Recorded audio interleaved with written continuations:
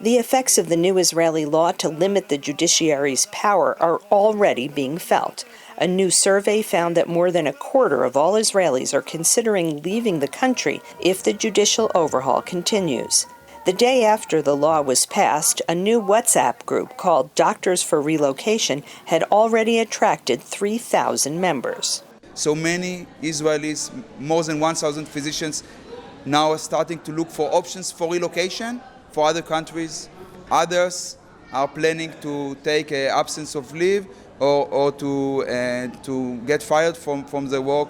Along with the doctors are the Army reservists who have already begun to act on their threats to refuse volunteer reserve duty. The Israeli newspaper Haaretz reports that the helicopter pilot course has already been scaled back after nearly half of the reservist trainers stopped coming to teach.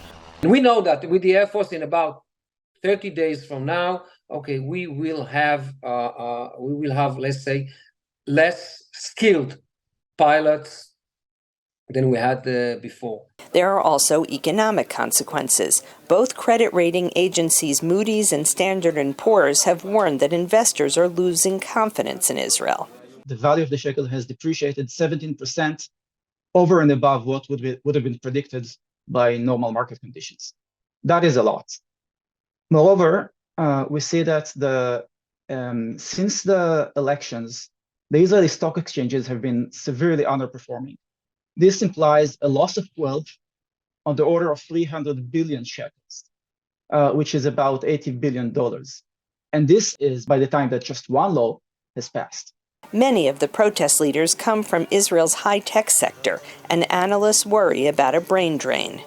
Nothing worries me more than the prospect of an emigration of our best young people, the people who keep Israel modern, democratic, who connect Israel to the wider world, the global economy.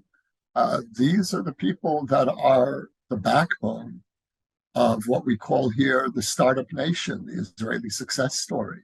A week after passing the first part of the judicial overhaul, the Israeli Knesset began its 3-month summer vacation. But in September, the Israeli Supreme Court is set to hear petitions against the law that was passed. Netanyahu has refused to say whether he will obey the court if they rule that the law should be overturned. Linda Gradstein for VOA News, Jerusalem.